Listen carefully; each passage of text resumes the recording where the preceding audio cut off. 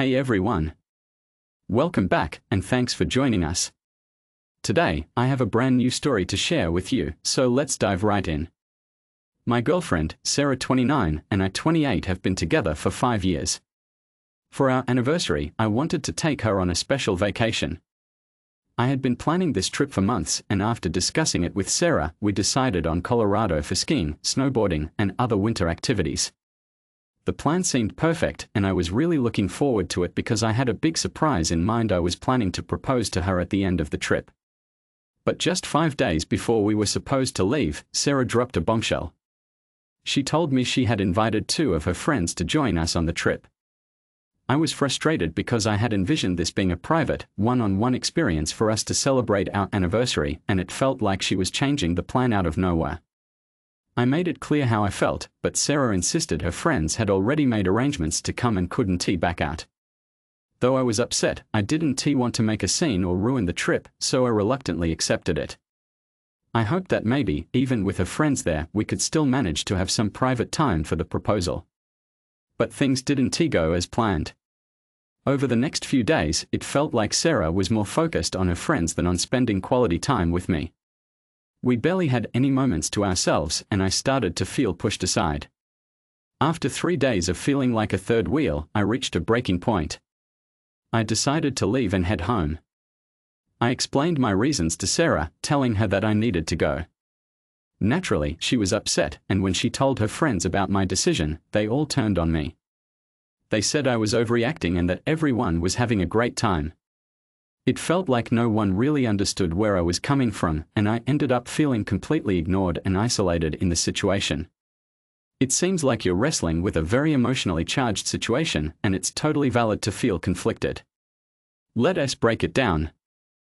You're clearly not upset about Sarah having friends or wanting time with them in general. Your issue is the context and her decisions surrounding this specific trip.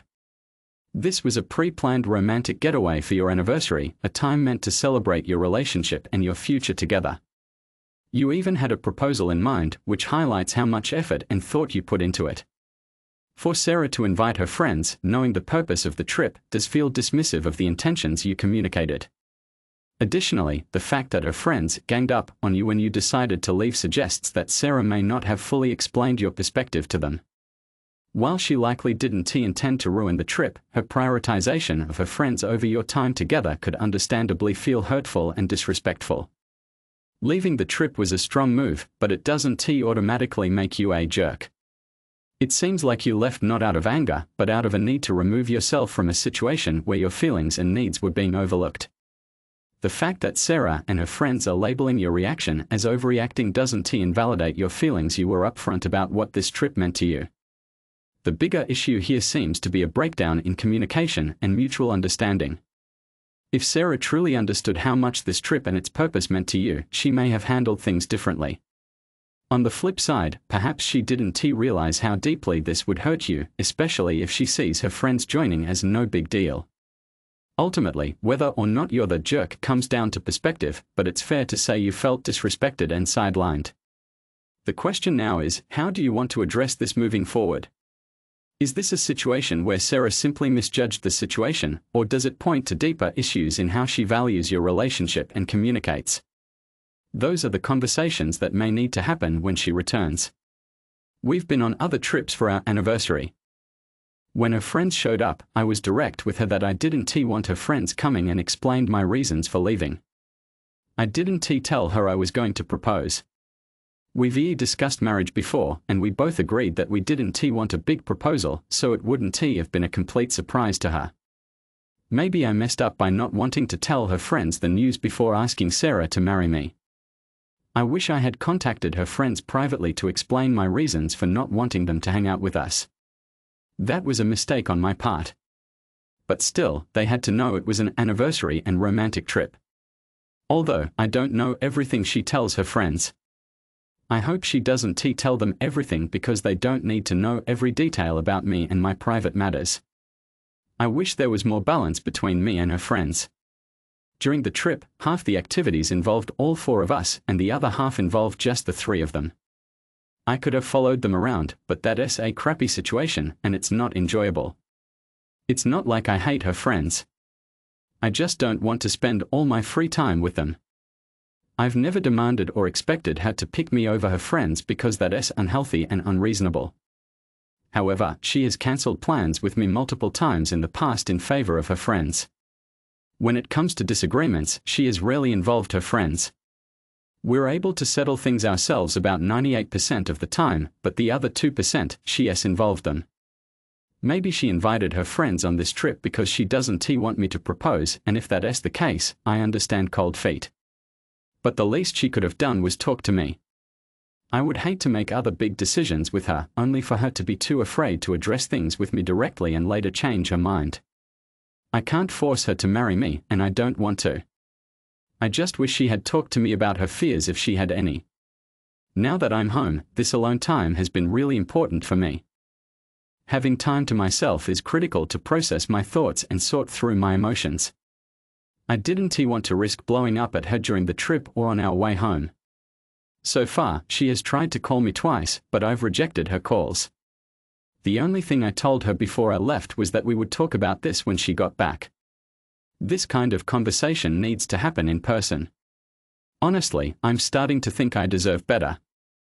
I guess we'll find out what happens when she comes home tomorrow. Minor update. My friends are here at the house and they've been great at running potential interference in case Sarah's friends try to bombard or harass me. I'm really grateful for them. Minor update number 2. None of Sarah's friends showed up or tried to harass me yesterday or last night, which is a relief. Sarah hasn't come home yet, but I've had time to figure out what I want to say, and I've written it all down. Update. Am I the jerk for leaving a vacation I planned for my girlfriend after her friends came along? I ultimately decided to end the relationship.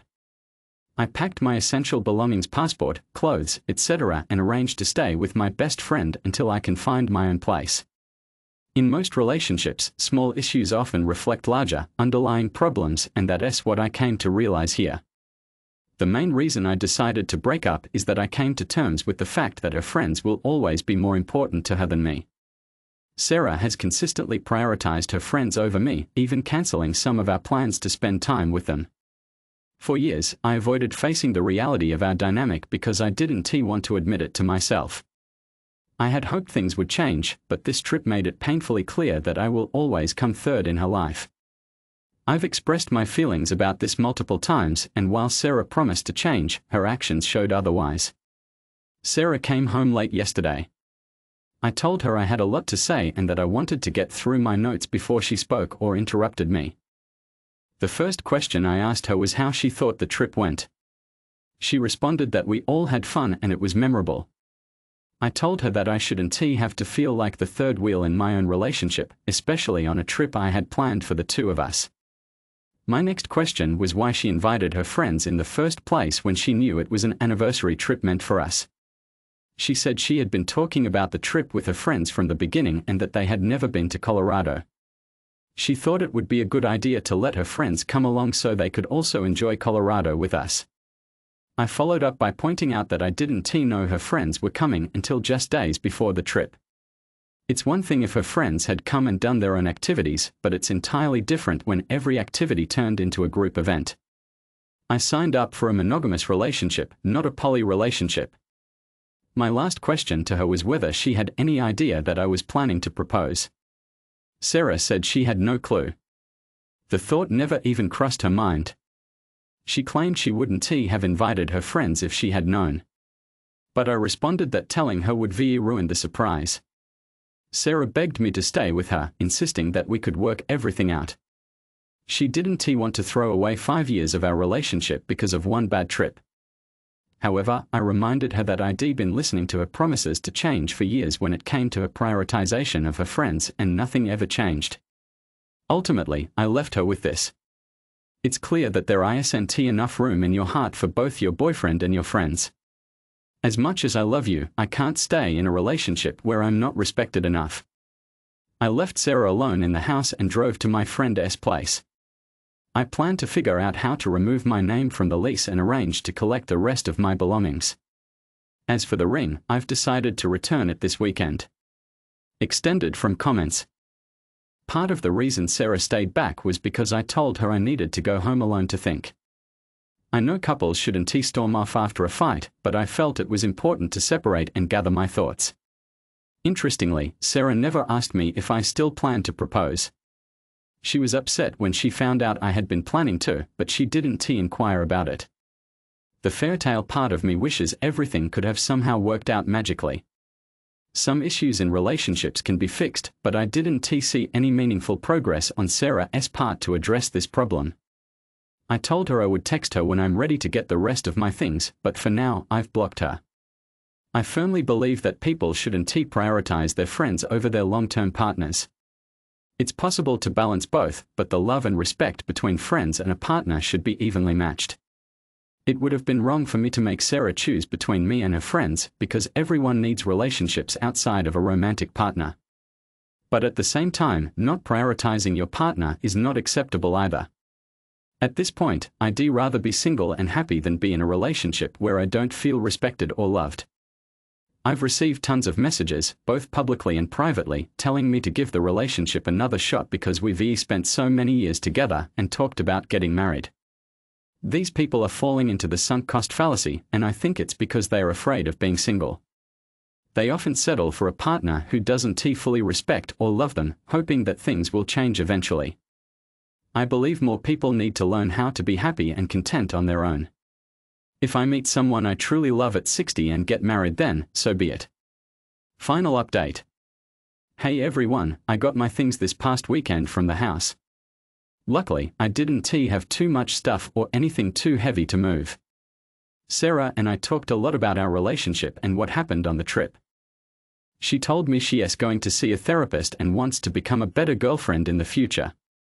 I'm not opposed to the idea of us getting back together years down the line, but I have no intention of being one of those couples who are constantly on and off. If life brings us back together, then so be it. For those who do get back together, I believe that time apart, months or even years, is necessary for both people to grow and change. I didn't make any promises to Sarah about the possibility of us getting back together because any change needs to come from her, not because of me. She should work on herself for her own sake, not for me. Thanks for reading, and if you enjoyed this update, don't forget to like, comment, and subscribe for more stories like this. See you next time.